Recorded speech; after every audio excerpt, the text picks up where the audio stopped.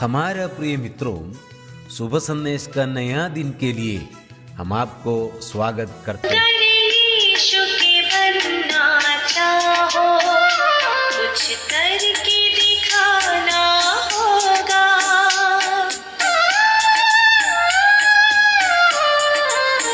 अगर यीशु के बनना चाहो, कुछ करके दिखाना होगा।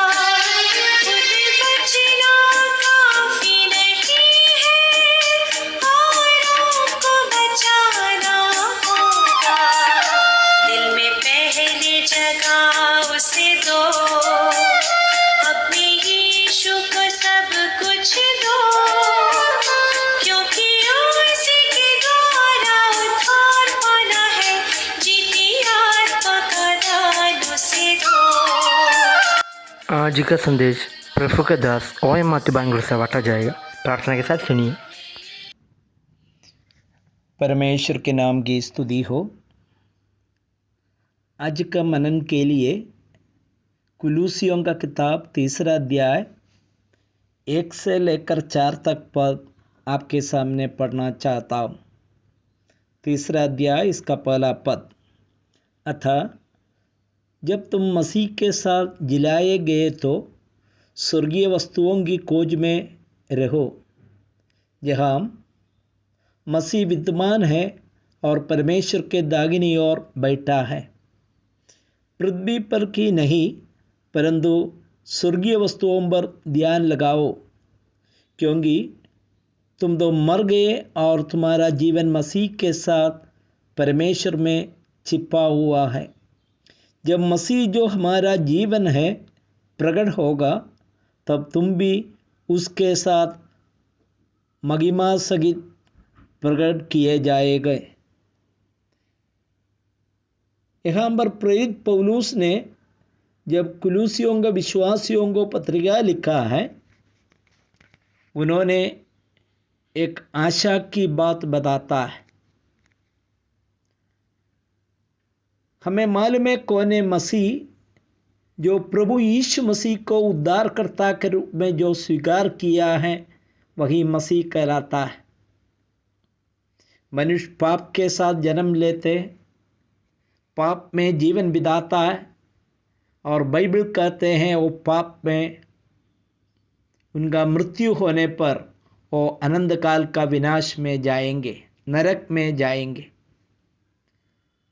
उस व्यक्ति को कैसे मुक्ति मिलेगा? केवल प्रभु यीशु मसीह पर विश्वास करने के द्वारा। यीशु मसीह ने हमारे लिए अपना जान क्रूस पर बलिदान के तौर पर दे दिया, मारा गया, गाड़ा दिया, तीसरा दिन मरे हुओं से जी उठा। जो कोई उन पर विश्वास करते हैं, उनका जीवन में पाप क्षमा मिलता है। उसको बाइबल कहते हैं मसीह। उस प्रकार का मसीह लोगों को बताता है, तुम मसीह के साथ जिलाए गए तो, मतलब पाप के साथ मनुष्य मर चुके थे।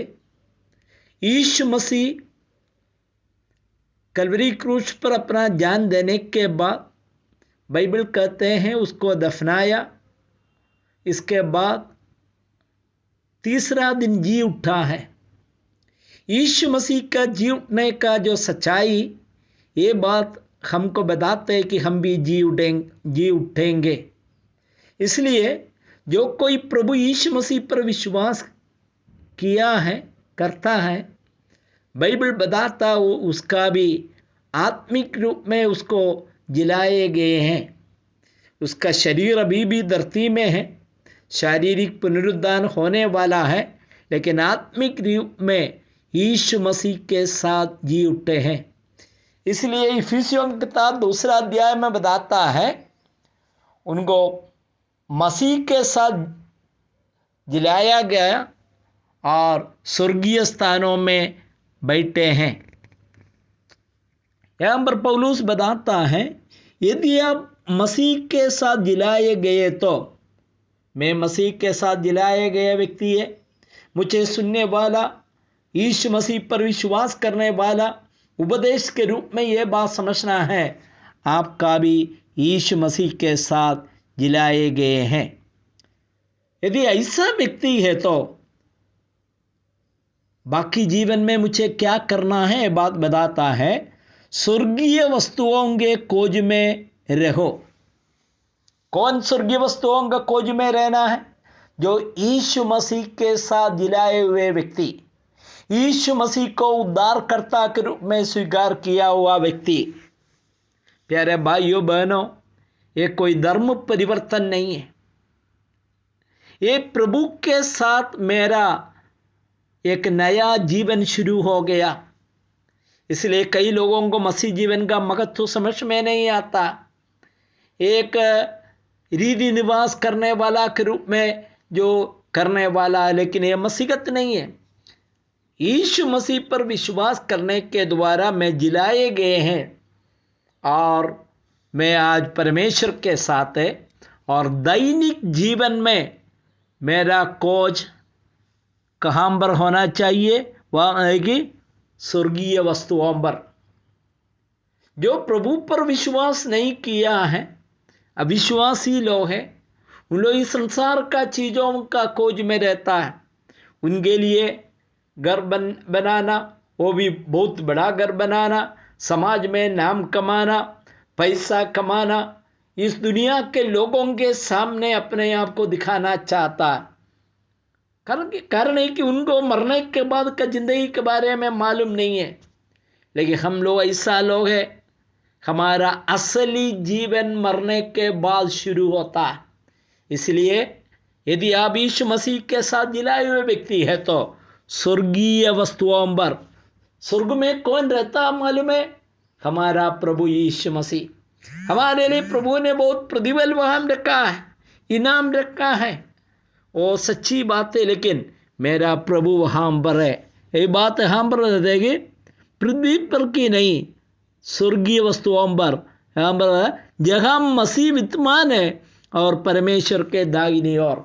आज प्रभु यीशु मसीह जीवित है, पिता परमेश्वर के दाहिनी ओर विद्यमान है। उस प्रभु की ओर हमारा नजर होना बहुत जरूरी है। मुझे सुनने वाला भाई और बहन लोग, ये सच्चाई आज आपके सामने बताना चाहता है। हम प्रभु यीशु मसीह के साथ दिलाए हुए लोग हैं, हम परमेश्वर के चुने हुए लोग हैं, और हमारा लक्ष्य है स्वर्ग में जाना। इसलिए हमारा पूरा ध्यान स्वर्ग की ओर लगाना बहुत जरूरी है। मुझे सुनने वाला हर एक भाई लोग ऐसा निर्णय लेते हुए, प्रभु का प्रसन्न करते हुए, वचन का आज्ञाकारी बनते हुए एक विजयी मसीह जीवन बिताने के लिए सुनने वाला सबको प्रभु आशीष दे। प्रभु के नाम की स्तुति हो, आमीन।